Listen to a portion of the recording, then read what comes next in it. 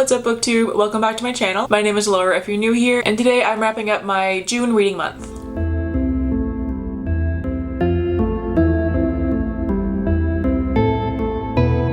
So with June being Pride Month, I really wanted to focus on reading LGBTQ+ stories throughout the entire month of June. So every single book that I read this month was LGBTQ+. So in terms of quantity, my reading month was not nearly as good as it has been for the rest of the year so far, but it was fantastic in terms of quality, so that's always good. So with that, let's get into the stats. So this month I read and finished 6 books, giving me a grand total of 1,987 pages. Of these 6 books, one of them I owned, although in ebook format, and the other 5 I got from the library. 2 of these books were read as ebooks, and 4 of them were read as audiobooks. I read no physical books this month, which is really weird for me. For the genres, I read 2 fantasy, 2 romance, and 2 memoirs. There's a nice even split for each genre there. And 4 of those books were for an adult audience, and 2 of them were YA. For my star rating breakdown, I gave 1 book 3 stars, 2 books got 4 stars, there were 2 4.5, and 1 5-star rating. So overall, a pretty good month.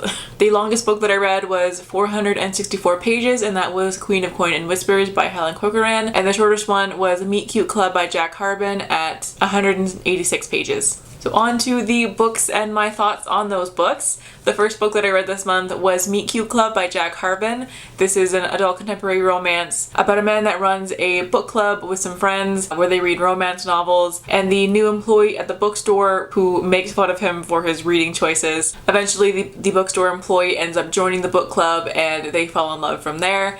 It was a really cute story. I gave this one 4 stars. I loved the characters in it. I found them to be very fun and relatable and just really sweet characters overall. The love story was pretty great. I mean, if you give me a romance where the characters bond over books, then there's a very good chance that I'm going to love it, and I did. The only issues that I had with this book centered around the fact that it just wasn't long enough for me. There were a few things that I felt weren't really resolved and that things moved too quickly, and the ending wrapped up so fast that it didn't actually make much sense. So the ending especially really took me out of the story because I had to pause and be like, wait, did he just do that in like a matter of hours? And I had to sit there and question, was this taking place over a couple of days or weeks and I just missed that?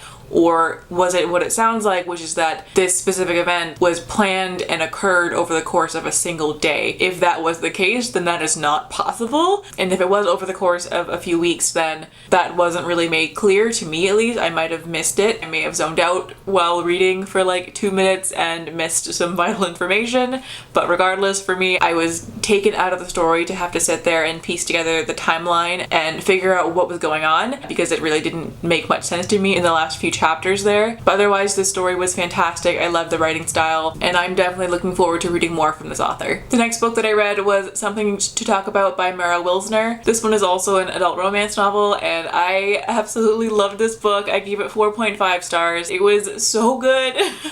This was so close to being a perfect book for me. This one is a dual perspective book focusing on a movie star named Jo and her assistant named Emma, and one night at some awards show, Jo is photographed making Emma laugh, and rumors start to fly that the two of them are in love. And this is a wonderfully slow burn romance. It takes place over the course of about a year, I think, and so the book is just them, waiting for the rumors to subside and trying not to make them worse, all the while realizing that maybe there is some truth to these rumors. It was such a good book. It was so well done. The romance was fantastic.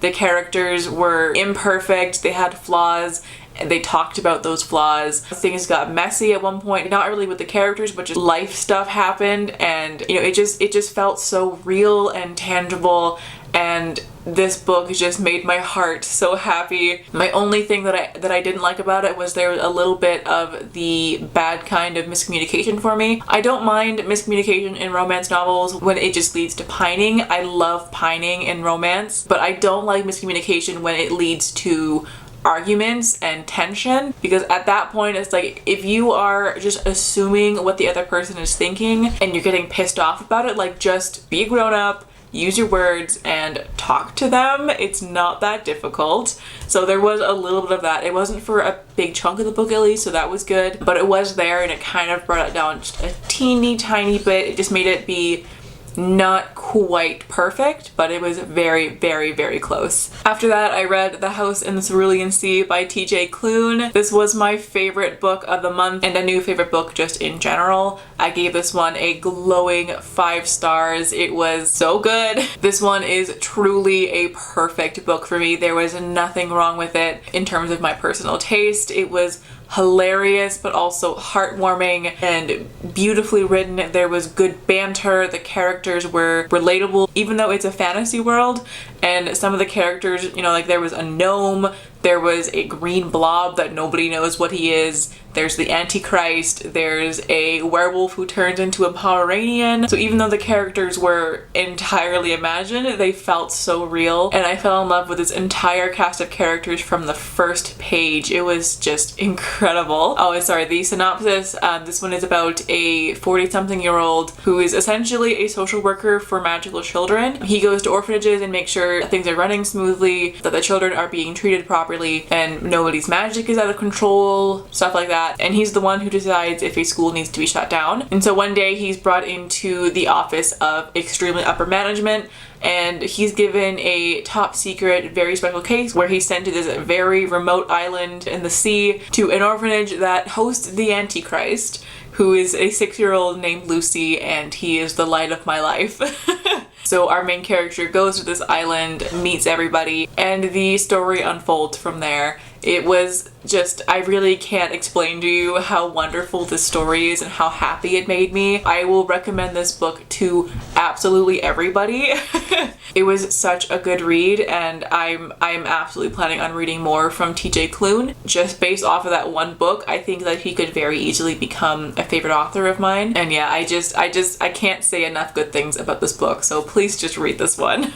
After that, I read Naturally Tan by Tan France.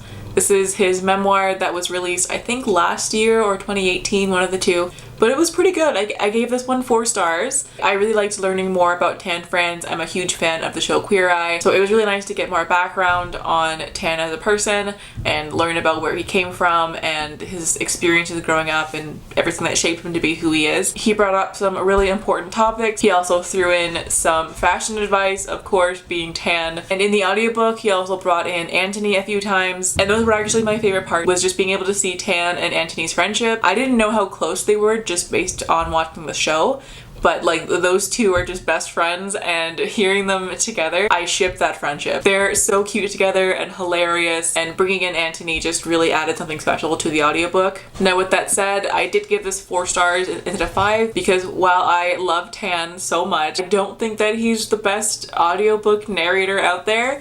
It sounded kind of awkward at times. It sounded like he was reading, especially compared to the moments where he brought in Antony and he was just having a normal conversation. Compared to that, it just sounded like he was reading, and it was really awkward sometimes. I do think that if a memoir is going to be an audiobook, it does need to be read by the author. So I'm very glad that it was him who read it. I wouldn't have wanted it any other way. But it was pretty obvious that he's not a professional audiobook narrator. So it got a bit of a lower star because of that, but otherwise this was a fantastic read, and I'm very glad that I finally picked it up. Second from last was Queen of Coin and Whispers by Helen Corcoran. This one was unfortunately my least favorite book of the month. This is a YA fantasy about a queen and the girl that she chooses as her spy master, navigating her first year of ruling, and the two of them realizing that they have feelings for each other. So this book was great in some senses. I adored the characters. The romance was so well done. I loved the romance. It was nice and slow burn. The spy master, she was not afraid to tell the queen when she was basically being a bitch. They recognized the power imbalance in their relationship, and you know, these topics were discussed. And I thought that it was really well done in that sense. But unfortunately, the plot is where it really, really fell short. It was just unbearably boring for me. This book was almost entirely just about political intrigue. There wasn't much of a plot outside of the queen just figuring out how to rule. In theory, that sounds fantastic because I do really enjoy political intrigue and royal court drama and all this stuff. I love that, but this one, it was agonizing to read. Like I literally had to force myself to read the last 200 pages in one day because I knew that if I did not read it in that day, I was not going to pick it back up. And in that day, I ended up falling asleep not once, but twice throughout the course of reading the last chunk of that book that day. So this was not my favorite book ever. I do plan on reading more from this author whenever she publishes more books. I did like her writing style. She was definitely very promising, but this was her debut book, so of course it's not going to be perfect, and I think with time and experience, she could potentially end up being an author that I keep on my radar. So 3 stars for this one. I wish that I had liked it more, but it also wasn't the worst thing that I've ever read, so that's good at least. And finally, I read All Boys Aren't Blue by George M. Johnson, and I'm so glad that I picked this one up. It was kind of on a whim. I'd been hearing people talk about it for quite a while, so it was on my radar, but I hadn't officially added it to my TBR yet. I had the audiobook on hold at the library, and you know, it was supposed to be a 2 or 3 month wait, but I guess people finished it really quickly, and so it ended up being available one night a couple days ago actually, and I just started it right then, and I ended up reading the entire book in one sitting. I listened to the audiobook for it, and it was narrated by the author, so perfect. And this one was really, really good. My plan was to listen to the first half hour or so in bed one night, and then save the rest of it for my commute to and from work the next day. And I'm so glad that I didn't do that, because I ended up sobbing in my bed, and that would have been a very awkward bus ride if I was just sitting there sobbing over an audiobook. So I'm very happy that I read the whole thing in one night for that reason, and also because it was just amazing. It was really good, and also very short too. The audiobook on double speed was about 2.5 hours or so it wasn't crazy long, and it was just a beautifully written memoir about George M. Johnson growing up black and gay in America and what life was like for him. This one is a YA memoir, so it's geared towards a younger audience, and I think that was the perfect choice. This is a book that I hope every LGBTQ plus kid reads at some point. He talked about some really, really heavy topics, so definitely look up trigger warnings for this beforehand if you have certain triggers, but he really didn't shy away from talking about these really heavy topics. I'm sure it wasn't easy for him to talk about certain things, but he did so in such a beautiful way. I hope this book finds so many LGBTQ plus youth, because it's something that I think would help a lot of young teens who are questioning themselves or already know who they are and just need to know that people like them exist as well. I definitely recommend this one. It was so good. And this one I gave a 4.5 stars. And that is that. Those are all the books that I read this month. I read some really, really good books this month. Pride Month was a pretty sad one, and I'm sure for a lot of people as well. The Pride Parade is one of the things that I look forward to the most every single year. Just being surrounded by so much love and joy and happiness and acceptance. I look forward to it more than anything else every single year, and so to not be able to have that this year was really heartbreaking, but at the very least I was able to surround myself with these stories. I'm so grateful to all of the authors who write these stories and the people who publish them, and of course those of us who read them. There is really nothing that makes me happier. Reading these stories just brings me so much joy, and I am so glad that I have the opportunity to read them. But I'm just gonna end that right there before I get all sappy on you. So that'll do it for today's video. Thank you so much for watching. I hope you all had a fantastic reading month, and that you're also having a great day wherever you are in the world. And I will catch you guys very soon in the next video.